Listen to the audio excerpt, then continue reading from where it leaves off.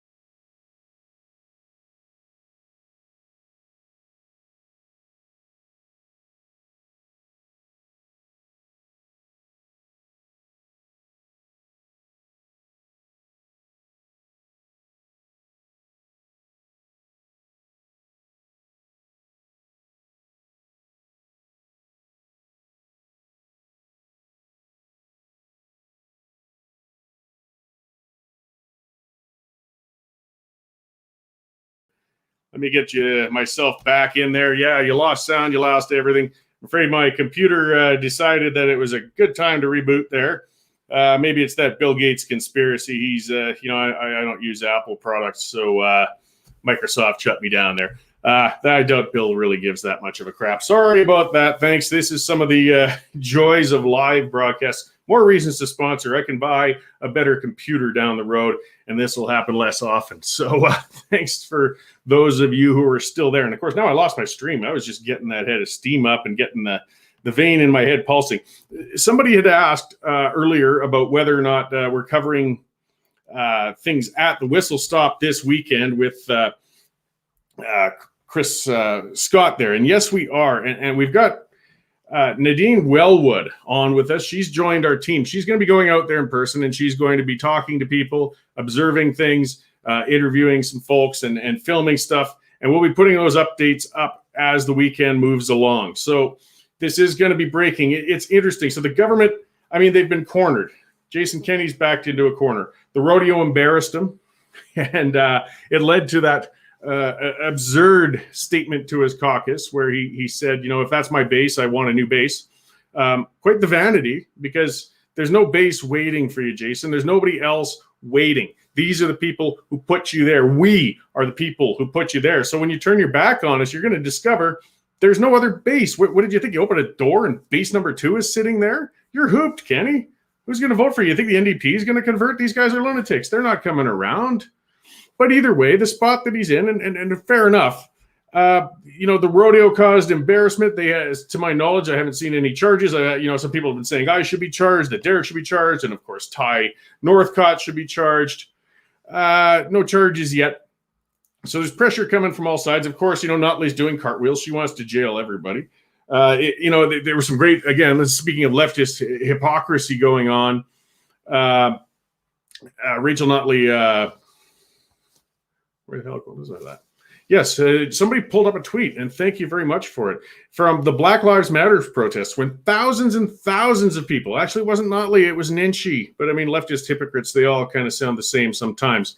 And Nenshi was thanking the Calgary police for looking the other way on people not social distancing during the protest with Black Lives Matter. Well, Nenshi, so right now he's been trying to chide judges and talk to them and tell them what to do and how to do their job. Thankfully, I don't think they care what head Nenshi thinks. But he's saying that these judges have got to crack down harder and they got to convict more and they got to move ahead. And again, we don't want to go down the road of where elected officials tell our judges what to do. I mean, it's all tied together. Elected officials end up appointing judges and so on, but there's a reason for that arm's length independence of the courts. And we sure don't want some hysteric jerk off like Naheed Nenshi telling judges when they should convict and when they shouldn't.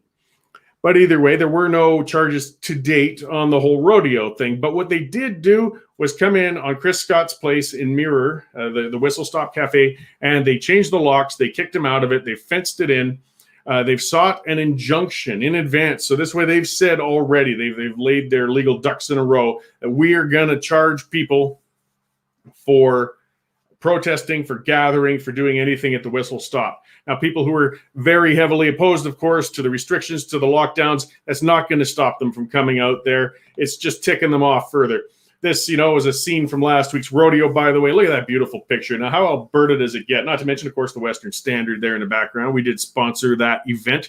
It was a good time. By the way, hospitalizations went down a little bit the other day. ICU admissions were flatlined, I believe. And yes, a handful of people died. But you know what? We seem to be on the tail end of this thing. But the media will always report on the most tragic and frightening of the aspects of things. So when people go out this weekend, and some will, and they're going to protest, though, at Chris Scott's site against the lockdowns, against his business being changed shut, they respect and appreciate his standing up for his business like that. Please be sane. Please be rational. I understand we get upset. I understand that, we're frustrated. I understand we fear a dictatorship, and these are realistic fears, and we've got the state encroaching too much. But we've got to sideline the lunatics, okay? Because it's not doing any favors. These are the ones that Nenshi wants to point to, that Notley wants to point to. These are the ones they want to use for an excuse to keep cracking down on us. And we can't let them keep doing that. So when it comes, we saw in the news recently, well, I'll start with, it sounds like maybe they were just playing around with them. It was almost like a 4chan sort of thing. They were going to go protest at the Superstore downtown. They were organizing online to go inside and then take off their masks and force the staff to deal with it. This will not win public sympathy. Having innocent grocery clerks and security staff and everything having to deal with people protesting within that business is not helping. It makes the anti-mask, anti-lockdown, anti-restriction people look crazy, and it makes them look intolerant, and it gives ammunition to the people who want to crack down on us further. So please, when you go out this weekend, those of you who probably are, just maintain control, be rational. We can win this while being calm. We can win this while being polite, So just because you can doesn't mean you should. It's one of my favorite sayings. And, I've not always been the best with that, when I get myself into trouble with my stunts. But then there's things like this hit the news recently, So what the hell is this? Now, this goes into a bigger discussion. So it's some clown up north of Edmonton a few hours thought putting a Nazi Hitler Youth flag up on his property would be a good idea. I don't know if he thought it was funny. Maybe he really is a Nazi, which is pretty disgusting, but they exist. We saw them in Charlottesville, which tells you, the amount of Nazis out there, neo-Nazis, old Nazis, are minor amount of people. The United States has, a few 100 million people. They gathered all their Nazis at Charlottesville, and it amounted to a few hundred. That means there's like 1 in a million real Nazis. But still, those few Nazis are repugnant. They're disgusting. They're holding up symbols of things, of a time of just a gross period in modern human history of literal genocide, of targeting of Jewish people, gay people, gypsies, you name it. It was just gross. And to see people putting up that flag and celebrating it is disgusting. Now, the RCMP becoming involved and so on, that's a bigger discussion. I mean, should we come down on every symbol that seems, that one's a low-hanging fruit. It's pretty easy. Everybody's disgusted with the Nazis. Everybody rational. But once you start down that road of policing symbols and so on, I mean, we're seeing now when people go haywire over a piece of string or rope that might look like it's a noose even.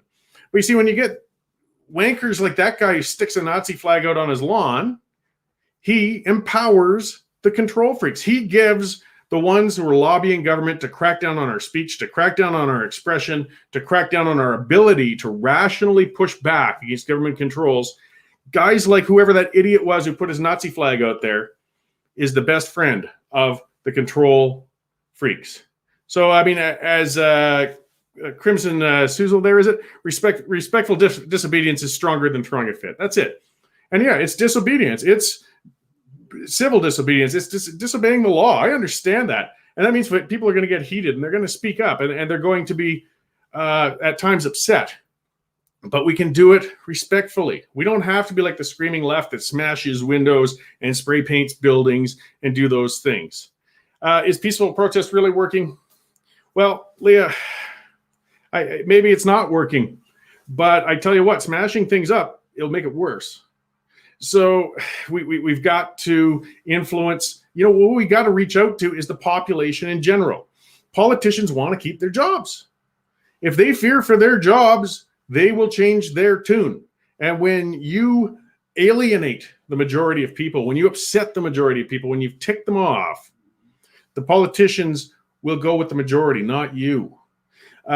Jason Kenney has some very strong opposition coming up from within his caucus. And most of it is because those MLAs are principled people who don't want more crackdowns.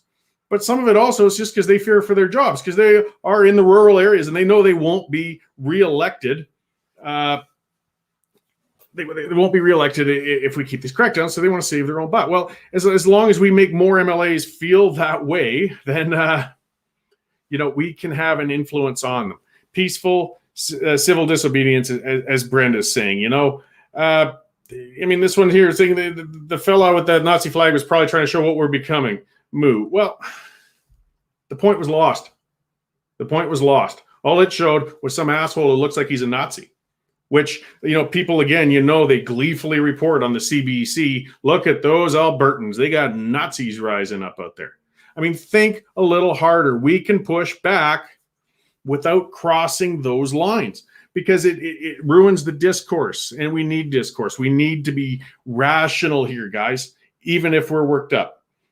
Ed saying they'll probably block the highway around the whistle stop. Possibly, but that's a big main highway. I mean, how far will you detour people? It's going to be interesting to see what Nadine observes out there. As I said, we'll be posting those videos as things happen up there as we can throughout the weekend. Again, I'm just hoping it's peaceful, and people out there can make a point. That's the main thing here. So getting on to some of the other stuff. See, not everything is a hate crime. As I said, the guy who put the Nazi flag up, I doubt he's a goose-stepping Nazi party member if there's some party or organization. Who knows? I think he's just a twit. But it empowers those people who call everything a hate crime, everything. And Linda Slobodian, you might remember her name. She was with Sun Media and a number of areas for a long time.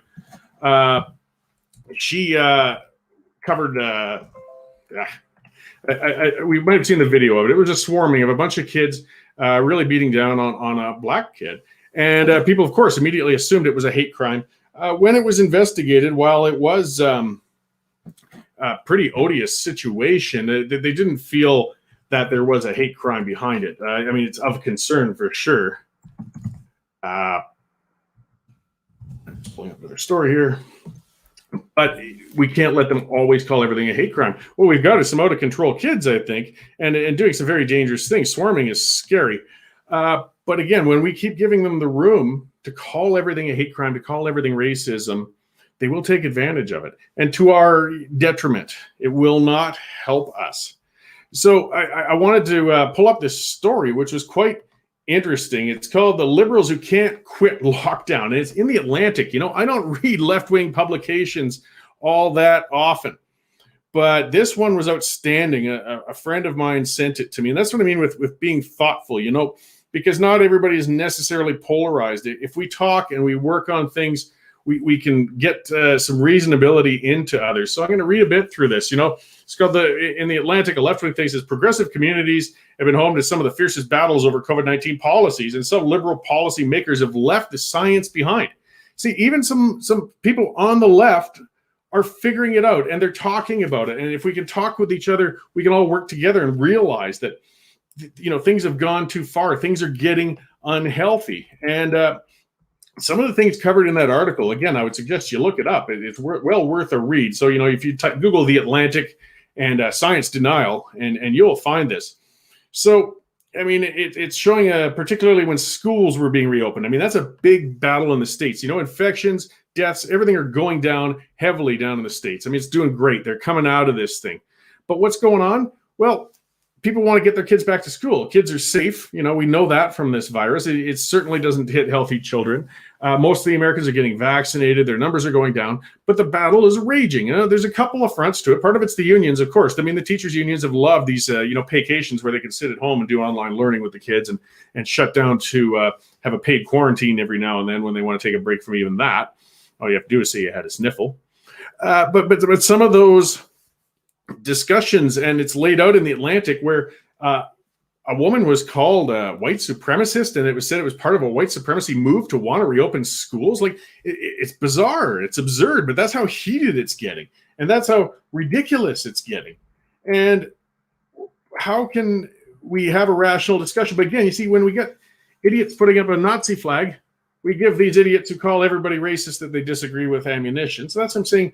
Let's keep our side rational, And in this article talks about how scolding has become a national pastime. We want to wag our fingers at people. And again, that's what the left loves doing. They love wagging their fingers. You're bad, you're nasty.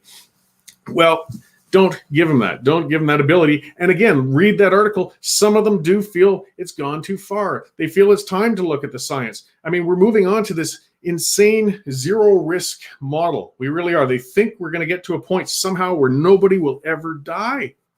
And don't call me insane for saying that. It's true. We're down to 1 or 2 people a day out of 4.4 million passing from this disease, and people still feel it justifies locking up the other 4.4 million. 75 people a day on average die in Alberta of other causes. We can't stop them all. And with these guys' model, I'll give the analogy. What do we've got? 2 or 3 people a day on average throughout the year get killed in car accidents, probably dozens who get injured with long-term damages caused to them by it. The only way to stop it would be to ban cars. So why don't we? Why don't we put the speed limit down to 10% of what it was? Because we have to be reasonable. We have to take a reasonable expectation of risk. Every time you step outside of your home, you're taking a chance on the elements. You're taking a chance on the world. You might die. You might pick up an obscure virus and get killed. You might get smacked by a car. You might have a freak blimp accident that's going to fall out of the sky and squash you. You make that decision in the morning. And, you don't take unnecessary risks. That's where, again, you use some intellect while you're at it. When there's a risk, when you're doing something dangerous, don't do it. And it's not being too cruel to say that nobody wants to have that discussion, but it's not being too cruel to say that we have to draw a line between the risk and the expense.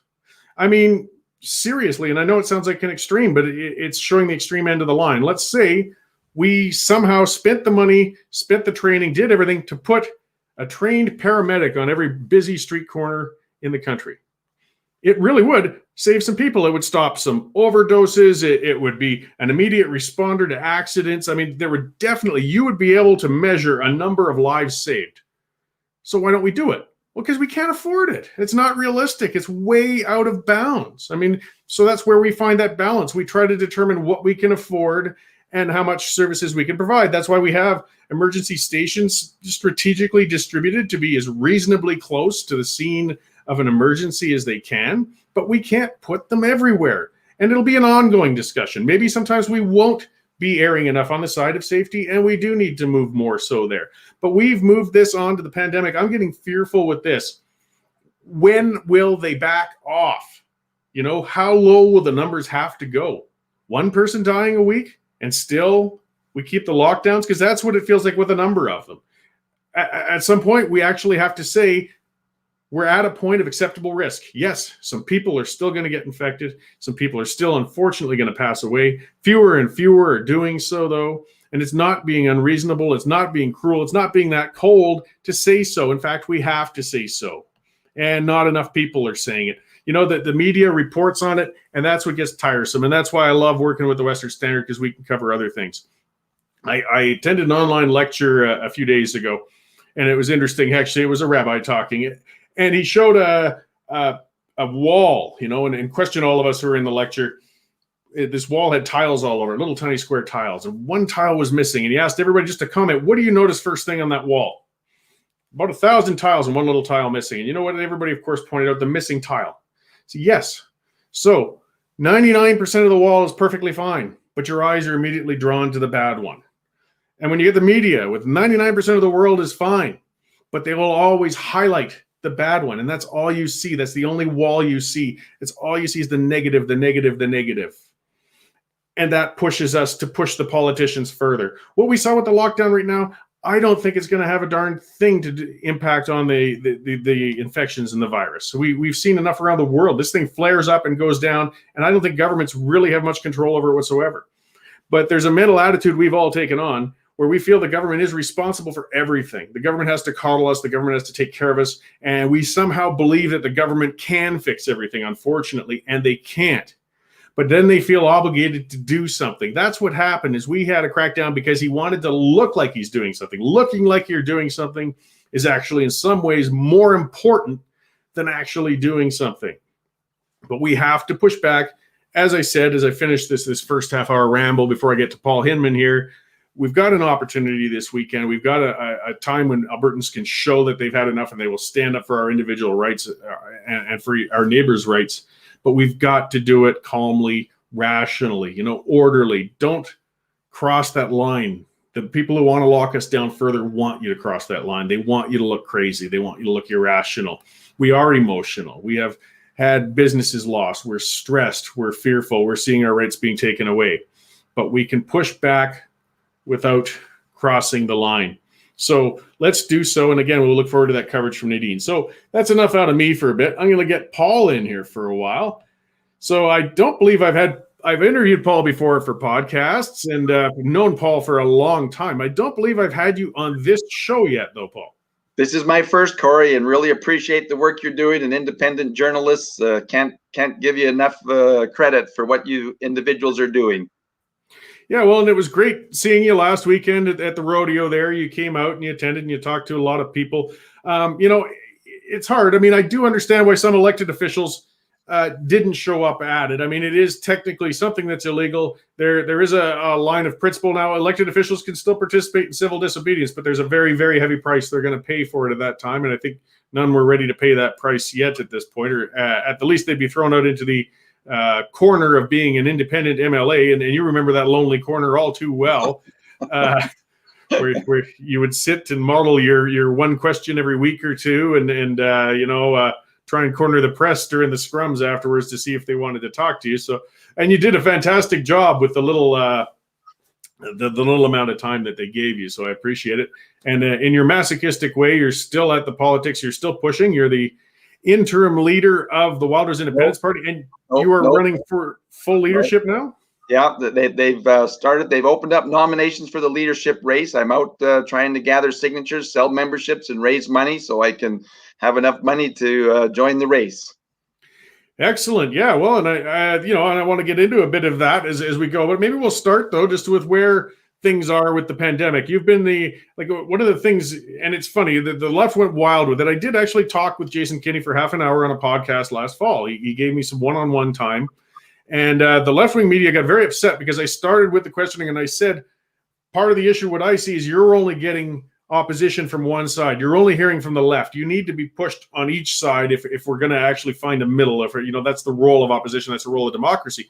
And the left-wing media went wild because what they thought I meant was that there was only left-wing media, which there's some truth to that. But no, what I meant was in the legislature, there's only NDP. So every question is always going to come from the NDP point of view.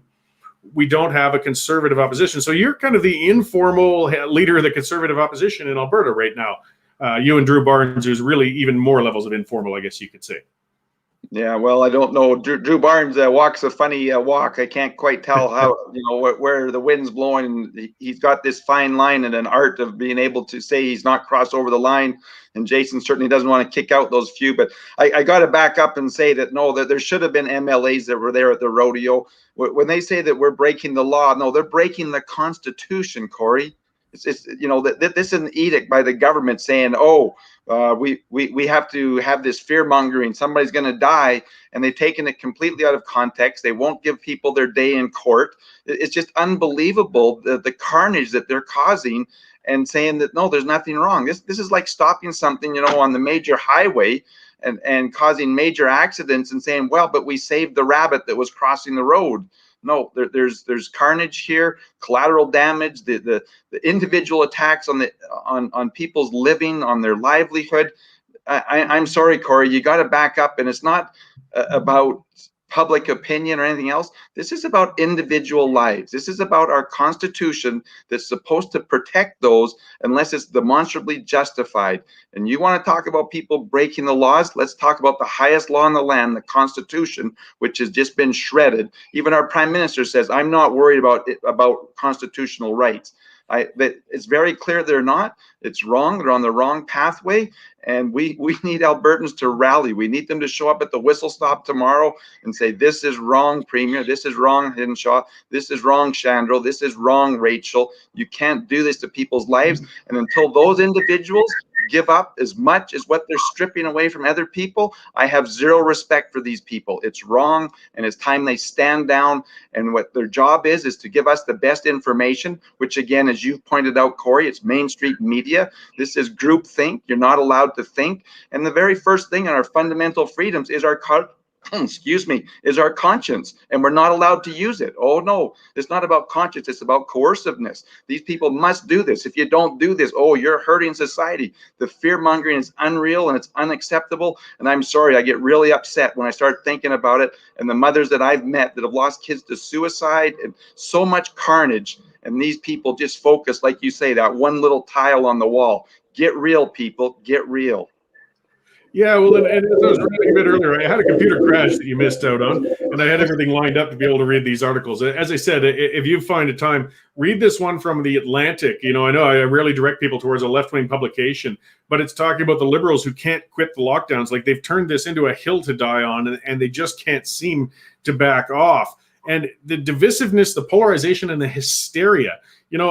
I've been a somewhat public personality for some years now, and I'm one who likes stirring people up. I mean, I troll online, I troll in person, I work them up. My skin is thick. I don't sweat it. But last weekend, Cory, it's what I love about you and Jane. Yeah, Jane puts up with a whole lot, bless her.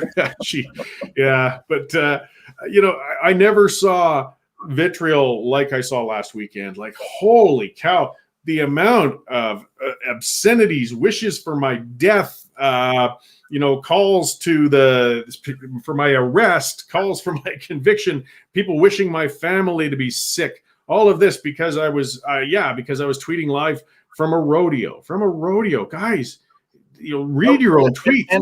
And an outdoor rodeo.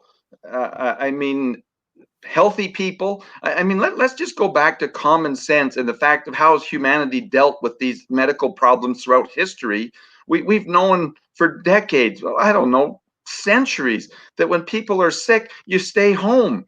But we've flipped it upside down to where, no, anybody who's alive is a threat, and so they must stay home. It's just unbelievable to me. You talk about up is down is up, and black is white, and white is black, dark is light, and light is dark. It's just crazy. There's no truth in this, and it's just so reprehensible that the government, after over a year, wasn't in court to demonstrate why we need to have these lockdowns. And it's just wrong that Pastor James Coates had 35 days in jail, that the people can't gather peacefully to worship the deity of their choice. That this is just unacceptable stuff, Cory. And if you don't keep speaking out, if I don't keep speaking out, if people don't keep coming to these protest rallies peaceful, and I agree with you, we can't cross the line. We can't let the anger, the damage, it's just, you think of a mother who's lost her child, because of suicide on this. How are they supposed to contain their rage when this has been done, this has been happened to their family? I mean, it's just really brutal for those that are being hurt. And like I say, I'll go back to the thing, until these individuals that make these choices to strip away people's livelihood, their freedoms, their opportunity to gather as family, even the times that we couldn't get together for funerals to visit our family that are sick in the hospital, this is unbelievable. Until they strip that away and take their living, their money, their choice to meet family away, don't be taking it away from someone else. I'm sorry, with Hinshaw over $300,000 a year, and Jason $200,000 with everything else, and then saying that, oh, it's justifiable because we're going to give a bunch of people $2,000 a month to stay home. We can't afford it. Like you were saying earlier, cost benefit analysis, there's zero of that. But the tragedy of lost life, absolutely, it's a tragedy. But as John Carpe put out, I think in court even, that what is there, 300,000 Canadians that die every year, that they never have a baseline. They don't compare it to previous years. When have we ever gone on a witch hunt to see who's carrying the virus in the past? No, we've always treated symptoms. When the people were sick, we treat them. And now we don't know what the rates would have been. What would have been the cases every other year if this is what they did every year for influenza or the flu, to see who in the general public is asymptomatic but is carrying it? Like, this is all new game, new approach, and there's no baseline, and there's no reason to do this. And again, they won't look at the collateral damage. They won't even look at the economic damage, let alone the personal lives and the 22,000 surgeries that were canceled.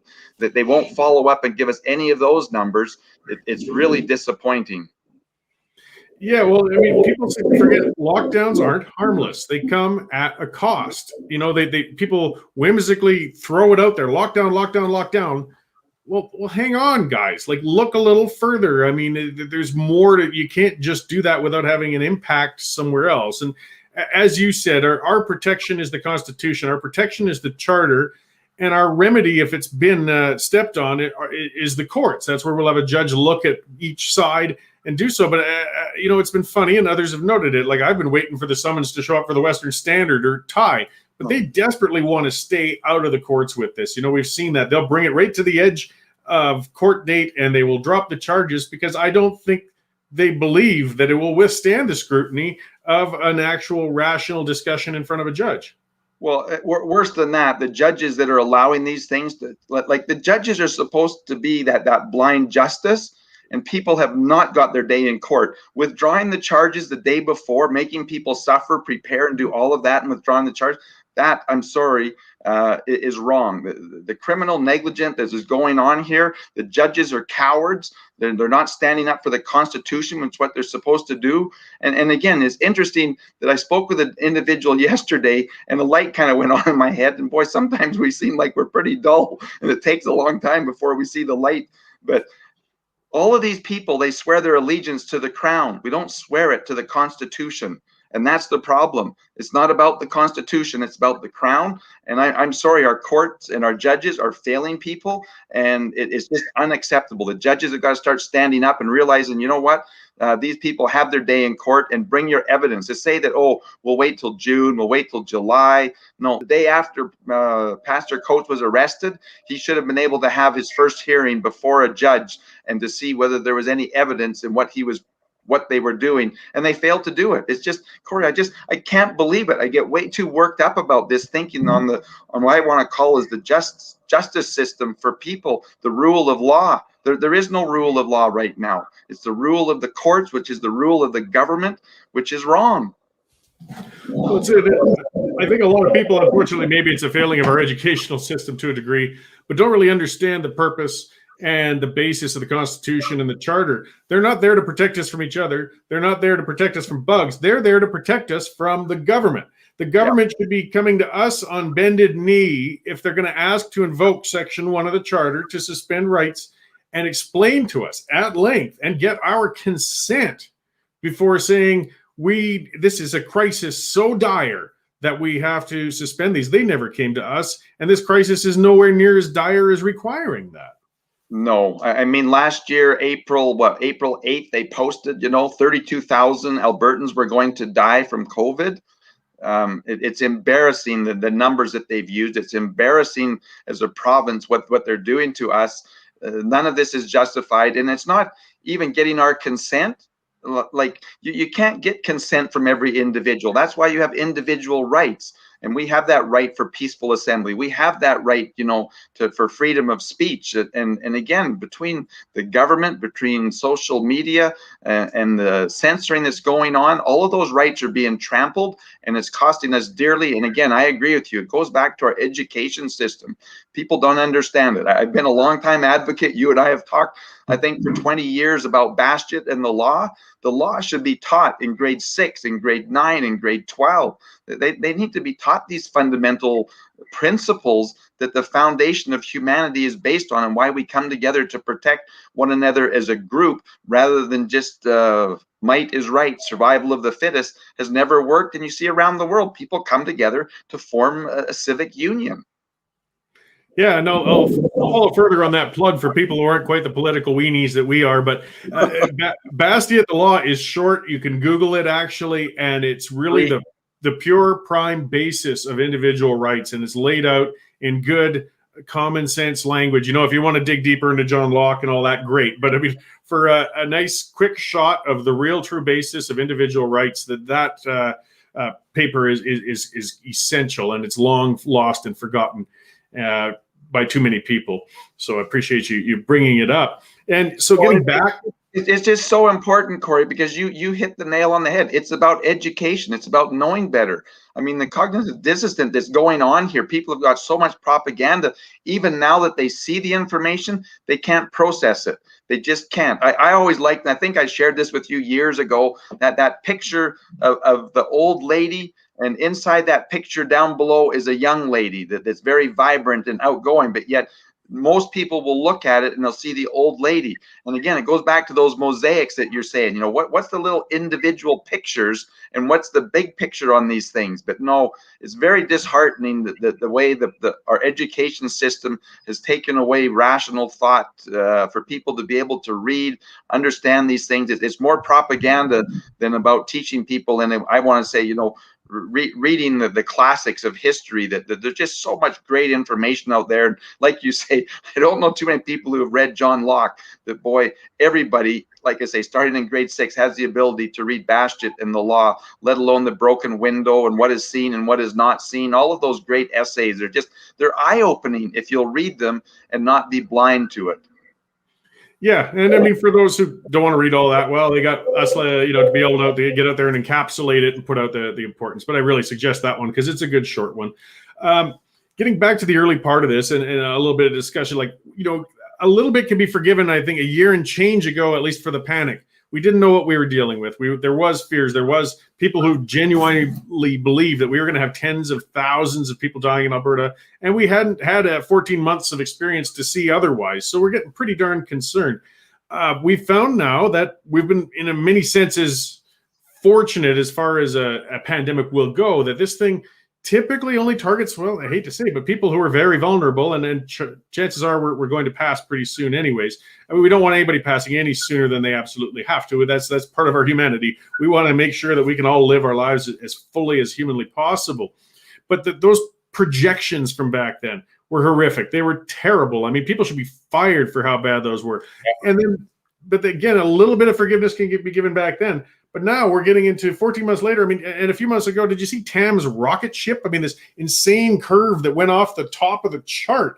Again, you should be fired for releasing something like that. That is embarrassing. A 6-year-old with a crayon could do a better job than that.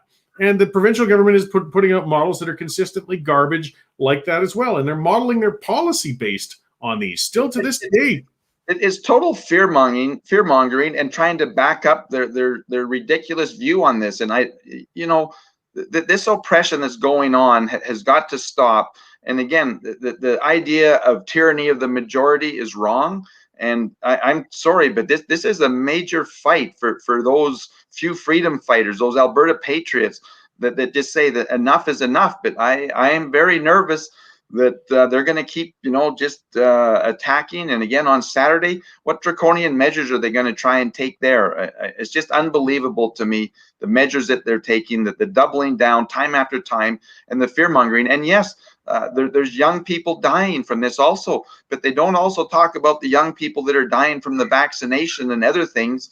And again, it's always a one-sided story. It's about fear. It's about no hope. It's not about confidence. About, look, we've got through this before. That's what leaders are supposed to do, is talk about the confidence of the hope, fully recognizing and realizing that yes, lives are being lost. I absolutely agree with that.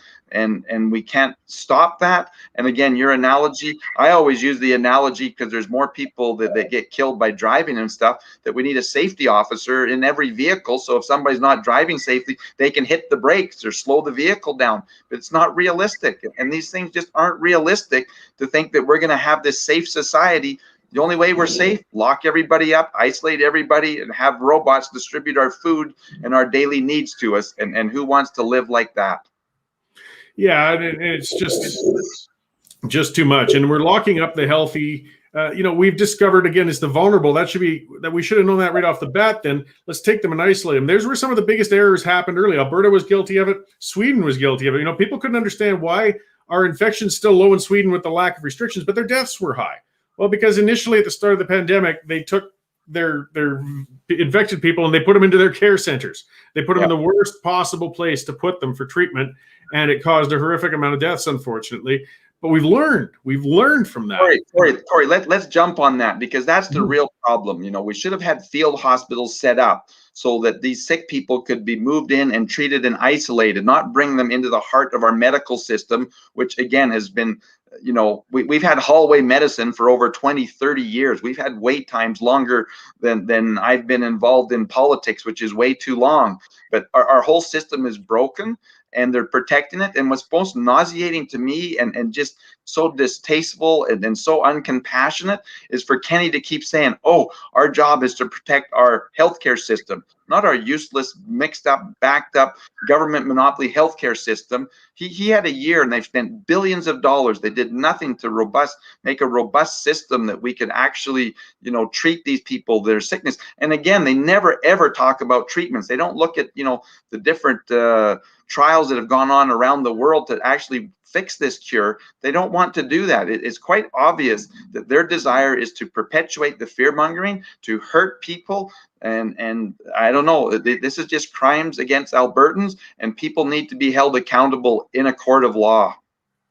Yeah, well, that's inexcusable, because they're still acting as if this thing just started. We've had 14 months, and we knew, at least that's what they were warning us of, was that the hospitals were going to be overwhelmed, or ICUs were going to be overwhelmed. So you've had this long. You talked about these field hospitals, these expensive tents that we saw going up. They said we've increased the ICU capacity. Well, great. So after 14 months, why is it that we're all supposed to be terrified, cowering in our basements over 150 ICU cases and 600 people in the hospital? What have you been doing this last 14 months if that's pressuring a system of 4.5 million people?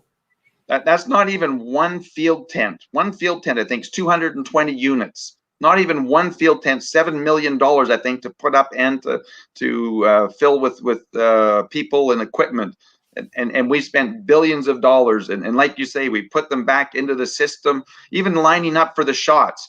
How many people are there that are symptomatic, that are coming in to get tested, that are being exposed to, if you're symptomatic, come and get tested. It's just unbelievable. They're I don't know what you want to say, their process, their thinking, it's criminal.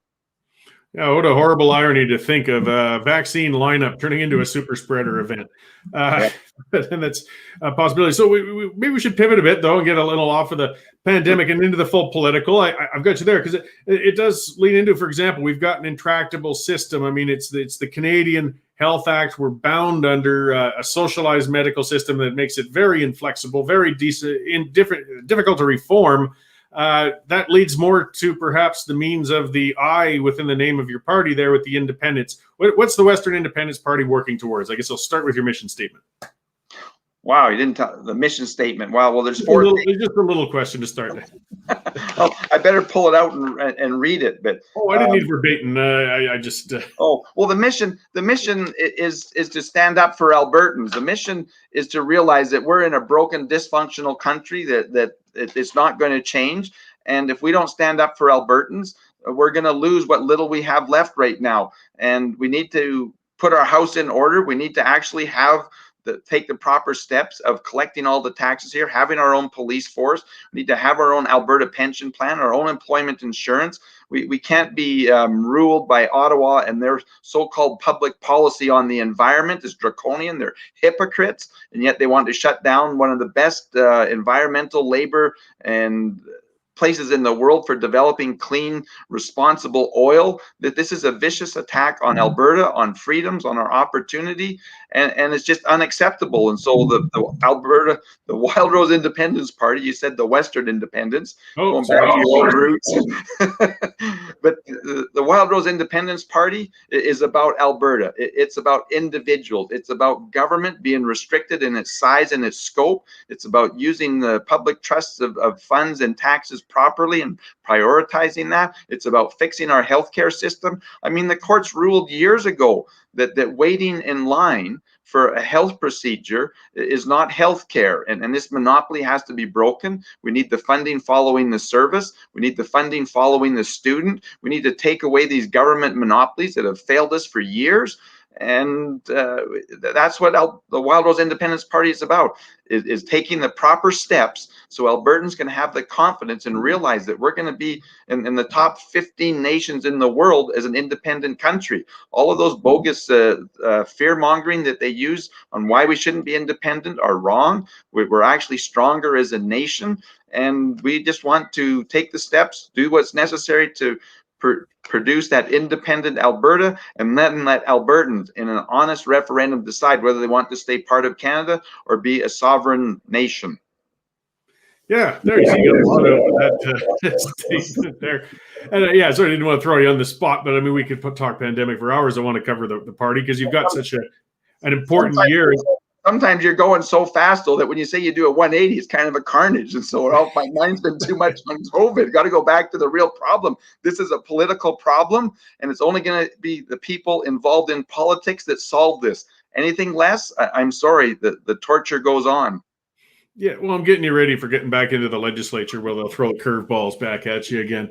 And so, I mean, this is something that's been building for a while. I mean, one of the areas prior to the pandemic that people were getting already uncomfortable, realizing that perhaps they've been sold a bill of goods by Jason Kenney as they keep kicking the can down the road on even things, in my view, as simple as the Alberta agenda, that number of things that we can do constitutionally within the province to promote our own independence within Canada. And he's clearly deferring it. He's putting it off. I mean, he was giving us lip service to get our votes, and then after that, he didn't actually want to stand up to Ottawa or follow through this, and was hoping it would die in committee and consultation. So that's given strength to where you're at today. Well, people are frustrated. I mean, Kenney's a master at articulating and making promises that are not to be held. I mean, even the Fair Deal panel, postponed, the response, postponed, the studies. I mean, we all knew that the study needed to be done, or should have been done, on the Alberta police force before March 31st to give notice. But again, when we're collecting our own taxes and doing all that and keeping the money here, we don't need to worry about a transfer back of $160 million for our own police forces. We'll have it. It's just pathetic the way he continues to he doesn't even say the right things anymore.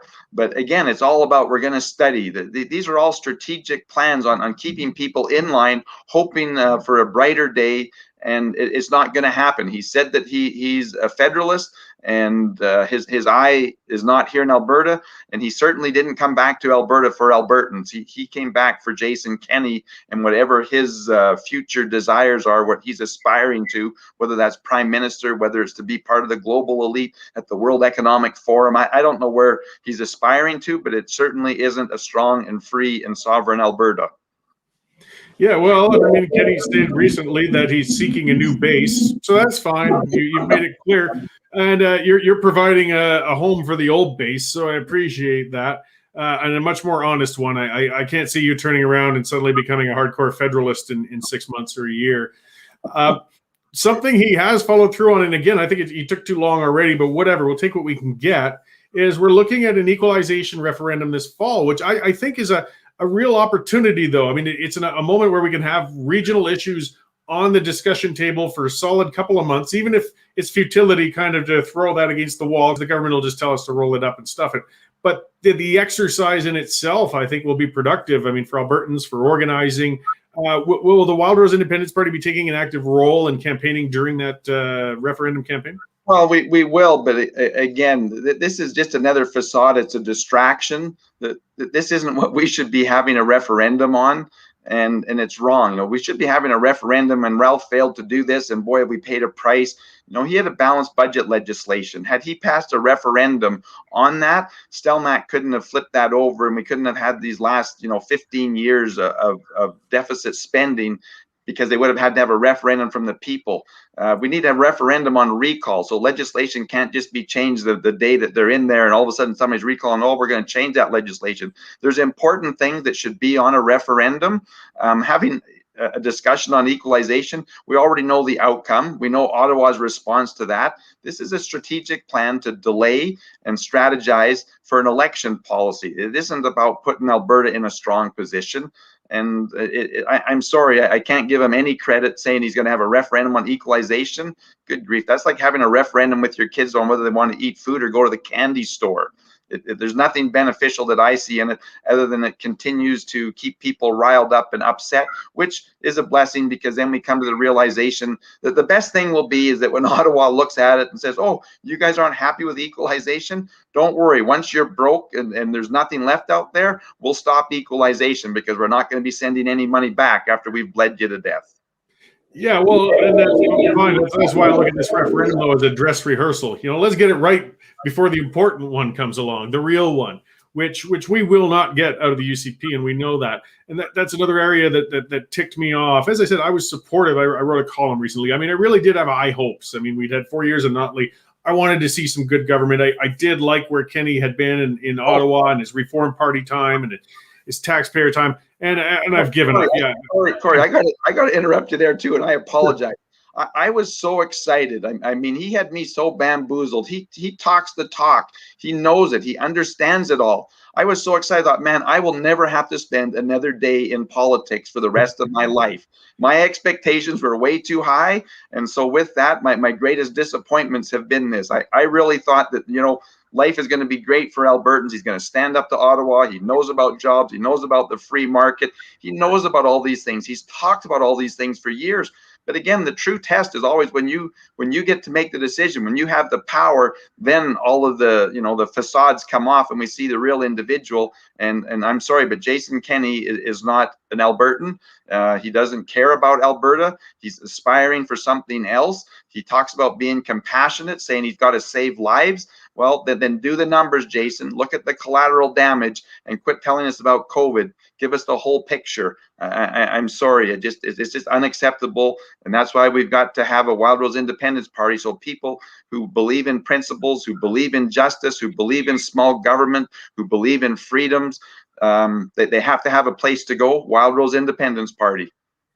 Yeah, well, and one of the bait and switch moves he'd done was with the Democratic Reform. That was one of the things I was excited about, because it takes the power out of the politicians and puts it into the electorate. And I spent countless agonizing hours as VP policy with the Wildrose Party in the past and things like that. We would argue back and forth and tune and tone, citizens-initiated referendum policy and recall policy, because it is. You've got to find a balance. You have to make it achievable in a circumstance where enough people want it, but you don't want it so somebody can do it on a whim or just on a personal beef. And when we saw the numbers and the requirements to get a recall initiated in Alberta, that's a joke. That's all I can call it, is a joke. And it's an insult, Cory. It's an absolute insult to Albertans. Yeah. So you put it out there and you make the bar impossible to achieve. Well, then you might as well not even have put it out there in the first place. But it's again taking us for granted. It's playing us for fools. And the referendum legislation, same thing. And you know what? That bar should be lower. How much harm is there if we're going to hold these regularly? What's the cost of having an extra line on that piece of paper? Yeah. What's the benefit? Again, going back to the cost benefit, there's so many benefits to engage Albertans, because that's our biggest problem is that people, and I understand that people are so disgusted with government and politicians and the misleading and stuff. They don't want to engage. And it's very tough to say people, well, we can't give up. We just got to keep going. And again, what does John Carpe say, or that old famous saying? Quitters never win, but winners never quit. We've got to fight this till we win. And I know that the independence movement, has flared up in the past, the 70s, the 80s. This time it's for real. We're going to get it done. We're going to protect Albertans, and we're going to protect our children and grandchildren's future. But more important, we're going to save those Albertans that are here today, that want to work hard, that want to have a great place to raise your family, to work, to make a living, and just to enjoy life. We've got it all here if we just take it back from this government and their draconian measures. Okay, so somebody's asked the question that's unavoidable, and I'm certain you've answered it many a time, but it's one on a lot of people's minds, and it's one thing we're very concerned about. I mean, some people feel the only thing worse than a Jason Kenney government would be giving Notley 4 more years. So how do you address the question on vote splitting and the hazards that it may present? Well, that's the big question. That's an important one. But I guess my first question for these individuals, Bill 1 will be one on accountability, a recall bill that's there. And what we need, the question is on the voting and the voters' day, the ballot question should be, am I going to vote for 4 more years of tyranny, or am I going to vote for freedom? And that's got to be the ballot question. Am I going to vote for 4 more years of Ottawa and their dictates and their policies, or are we going to vote for Alberta? It just has to be. Am I going to vote for a government that's going to just insult us by saying that we're the ones in charge and shut us down? There is no vote splitting if you're going to do what's right and vote for Albertans and for our Constitution and our freedoms. I just don't see it as a problem, other than the fear mongering, just like they're doing with COVID. Oh, we can't go out, we can't do this, we can't do that. It's not about vote splitting. It's about choosing and doing the right thing. Go to our website, wildrose.party. Look at the principles there. We're a principle-based party. We're going to protect individuals' rights, their freedoms, their property, and the other two governments aren't. And the question is okay, with Jason, do you want to hit the wall going 50 miles an hour? Oh, and with Rachel, we get to hit at 100 miles an hour? I'm sorry. I realize that people get that, and good old Stelmach was the first one who used it effectively when he thought that Kevin Taft was going to defeat him. But do we want death by 1,000 cuts? We need to vote for the real thing, for what's right, and not be worried about vote splitting. And again, go out there, sell memberships, build the party, and we should have this over before the election comes. Yeah, we can't sit and do nothing for fear of having a worse outcome. I mean, you'll just get that slow, bad outcome no matter how much you want it to be. I mean, the PCs devolved, if we recall. That was my very first time sitting in the gallery in the legislature. Remember that, when you were a lone MLA in there, when Stelmach threw it out there to recall the legislation for the balanced budget so that he could throw out a deficit after we'd gone through all that work through the 90s to get a balanced budget. Stelmach wanted to reverse course and borrow us, and we've been borrowing ever since through ups and downs. We need controls on government so they can't just legislatively toss it out there, or they will get worse on us no matter what happens. So you spoke of how things are organized. So, this is familiar turf to you too, new parties getting on the ground. At what stage are you guys? You're getting constituency associations running. There's going to be candidate nominations eventually, things like that, I imagine. Yeah, it's exciting. Our volunteers on the provincial board are just amazing. They're trying to respond as quick as possible. COVID makes it difficult, but the silver lining is we're doing Zoom meetings to form CAs. We're over, I'm pretty sure we're over half the CAs are now constituted and up and running. And again, it's just going to keep going on. People are excited. The toughest thing that we're having is letting people be aware that we're out there. Most Albertans haven't heard of us. They're not aware of it. And it's that we need that word of mouth. We can't do it in the media, can't do it on social media in a lot of ways. We live in our own bubbles all the time. And so people have got to keep reaching out. And that old story, do you want $1 million, or do you want us to give you 1 penny today and double it for a month? Let's just keep doubling our membership by word of mouth, going to the website, and that's the exciting part of it. But the growth is there. Jason Kenney just continues to put wind in our sail, or fuel in our tank, as does Rachel and the Prime Minister, and we've got to take advantage of it now. Yeah. So getting onto the timelines then with the leadership race. So when do the nominations close for that? The 14th of May.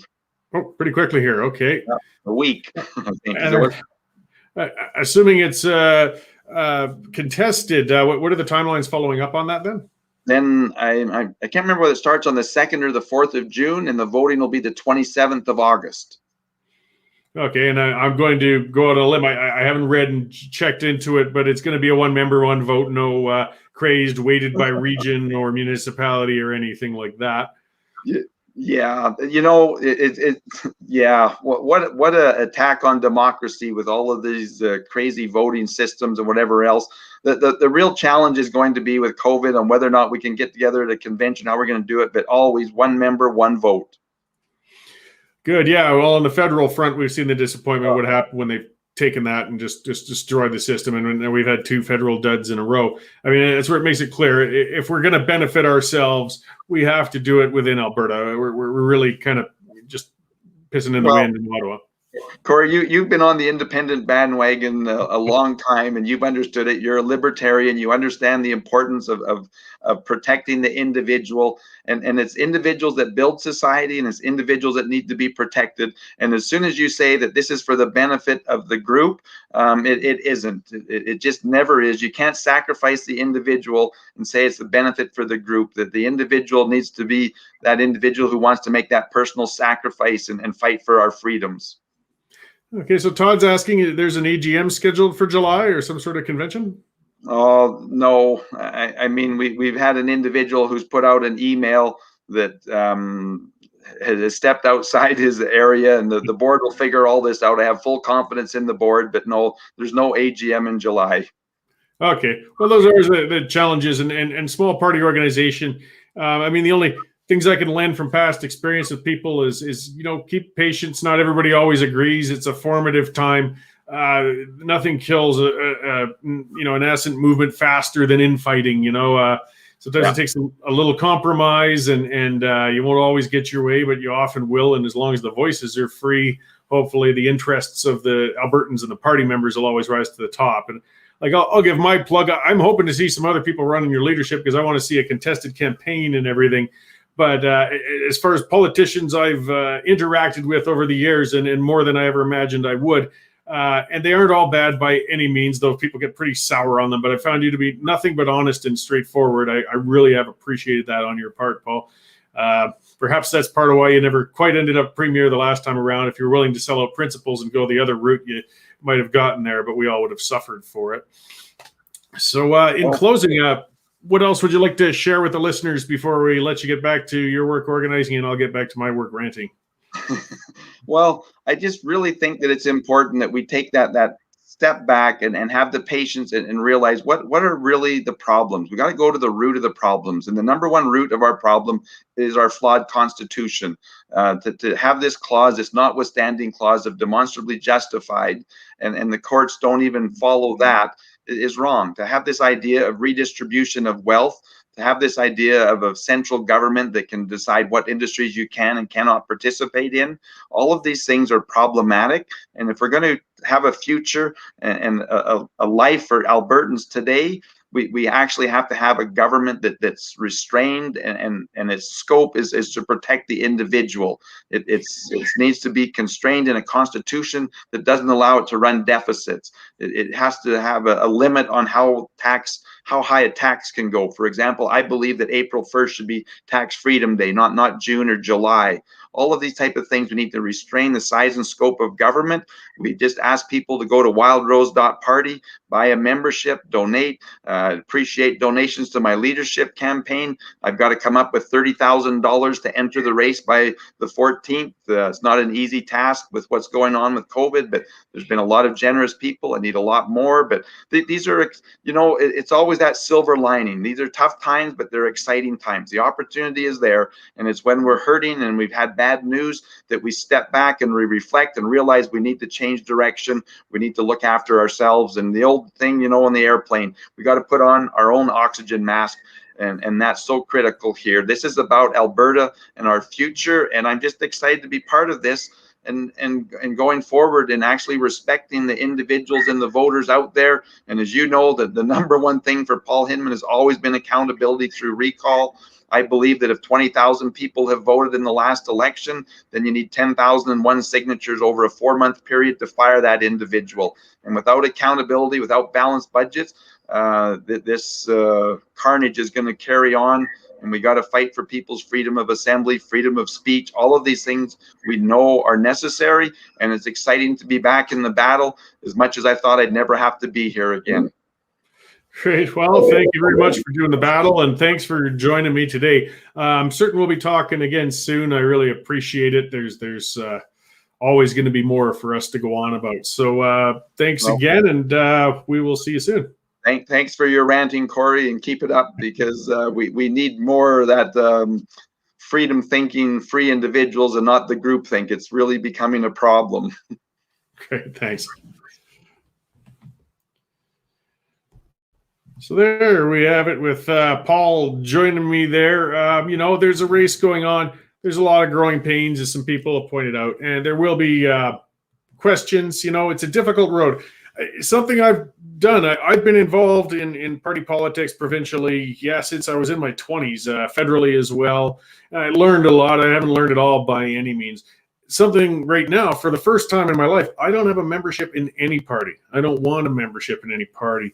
This allows me to remain, that pestering, critical guy on the side. If Paul becomes premier and he acts wrongly, rest assured, I'll call him out in a heartbeat as well and be the crabby ranter going in that direction. But once I have a party membership and I'm taking part, I can't effectively do that with other roles and such. But, I can't. For people who haven't taken part in a party, I want to go on a bit of a note with that. Like, it can actually be quite fun. Paul brings back memories of a time when my wife Jane and I were traveling with our bulldog Stewie and going town to town to hold little town hall meetings for the Wildrose Party to try and form a constituency association. Sometimes we'd have 5 people turn up. Sometimes we'd have 50. But it was fun, and you built those seeds and you got them going, and it's how it works. The very first political membership I ever got was way back when I was in my 20s, and that's why I want to go on about this, because a lot of people, perhaps, there's no rule book out there. You don't get taught that in school. How do you take part in politics? How do you pick your nominees? How do you pick policy? I was actually at the Stampede with a girlfriend of mine way back in the start of the 90s, and I saw this fella at a booth there, with this Reform Party, and I was just fascinated with it. I was always politically fascinated, but I had no idea what mechanisms.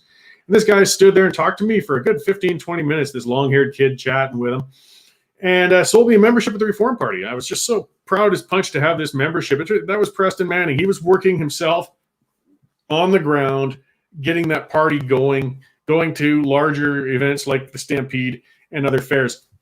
And then I started getting involved. I volunteered for campaigns. I got involved with the EDA a bit.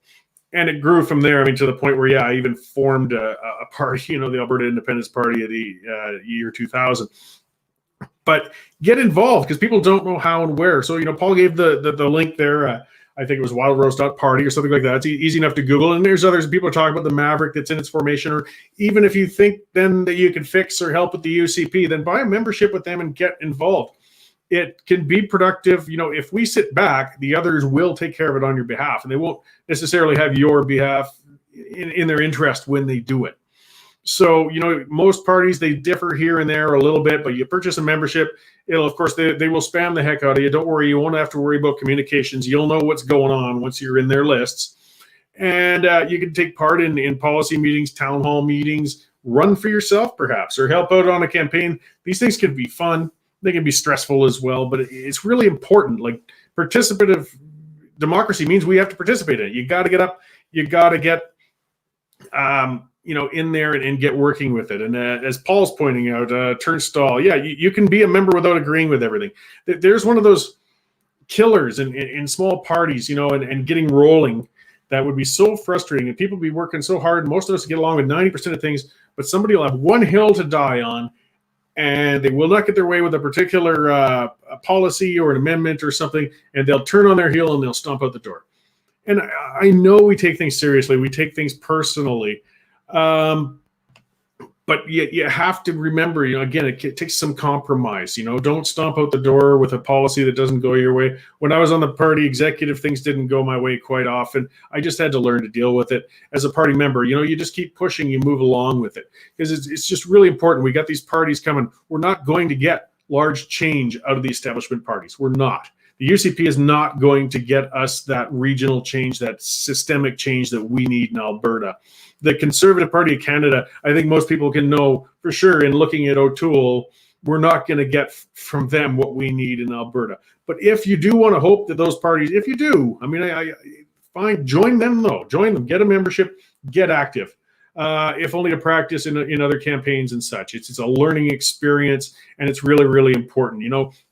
Nothing is more effective in election than having your neighbor talk over the fence to you and have a talk about why they're supporting a candidate or a party. No amount of brochures or commercials or interviews are going to change it as much as getting together in the pub when we're allowed to do so again. And in my case, sipping Diet Coke, in the other case with people having a beer and discussing these matters and participating and getting it to the people who are running for the party. So either way, I don't want to endorse a specific party. I'm certainly endorsing notions, and there's specific parties that are more likely to achieve those than others.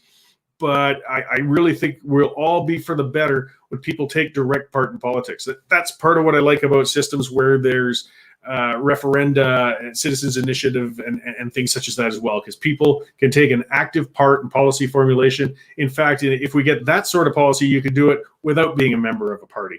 So this is the route to go.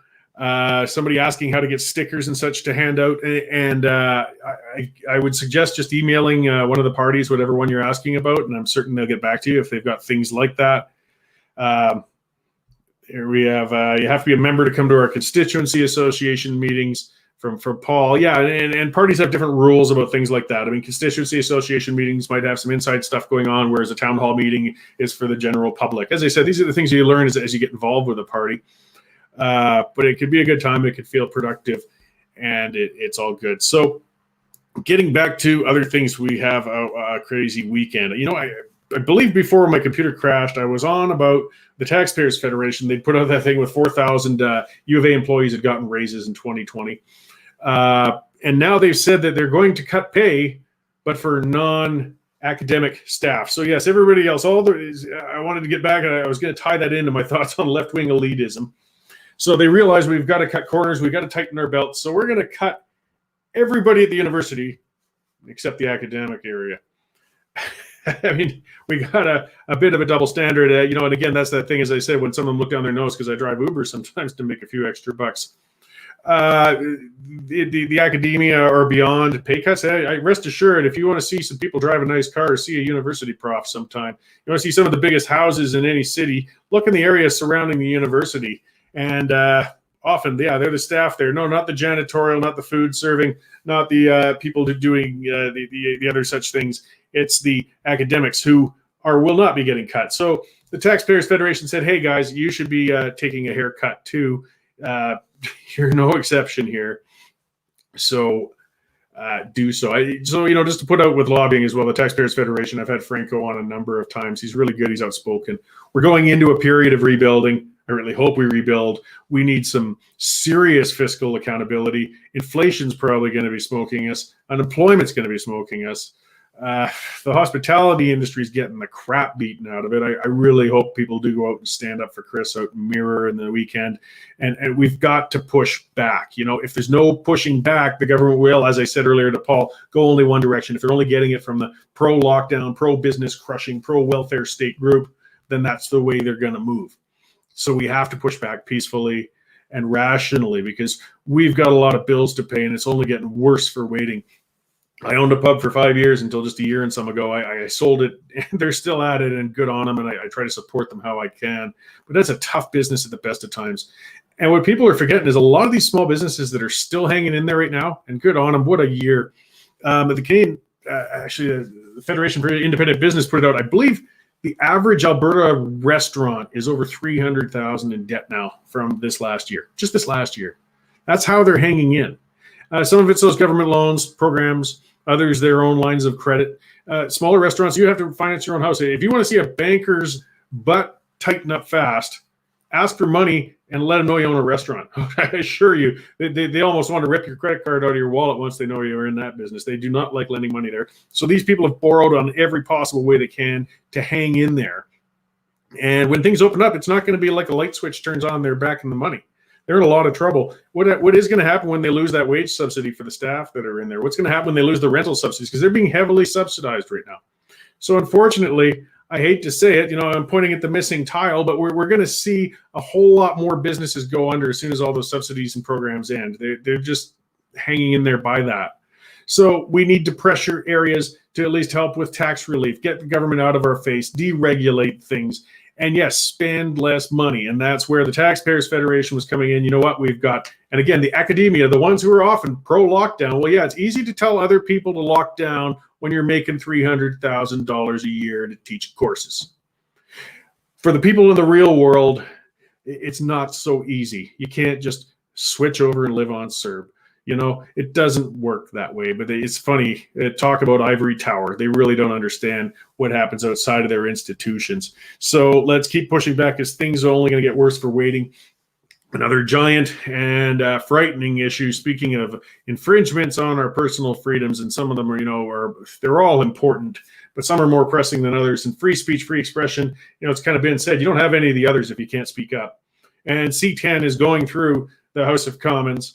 It sounds like the NDP finally woke up enough to push back a little bit on it with one of the amendments, but for the most part, they're happy with it. That's a bill that's going to control the internet. That's a bill that's going to tell us what we're allowed to say, what we're allowed to do.